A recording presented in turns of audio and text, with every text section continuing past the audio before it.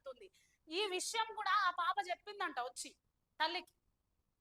చెప్తే సంతోషి వెళ్ళి లక్ష్మమ్మని అడిగిందంట, ఎందుకు కొడుతున్నావు అని. నాకేం పని నీ పిల్లని కొట్టనికే, అది ఇది అన్నట్టుగా కూడా మనం ఇక్కడ చూస్తున్నాం. తల్లికి చెప్పింది. అయితే సంతోషి ప్రశ్నించగా తానెందుకు కొడతానని లక్ష్మమ్మ సమాధానం చెప్పింది.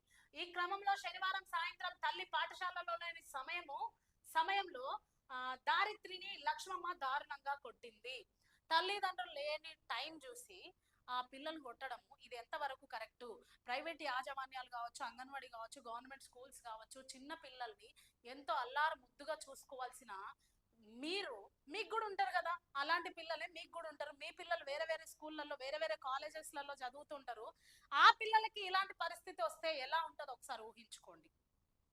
దయచేసి ఆయమ్మలు కావచ్చు, టీచర్స్ కావచ్చు, తల్లిదండ్రులు ఏదైనా కంప్లైంట్ ఇచ్చినప్పుడు ఆ కంప్లైంట్ ని స్వీకరించండి. అంతేగాని తర్వాత తీసుకొచ్చి పిల్లల్ని బెదిరించడం, పిల్లల్ని కొట్టడము, ఇలాంటి ఘటనలు దయచేసి ప్రభుత్వాన్ని మేము ఒకటే డిమాండ్ చేస్తున్నాం.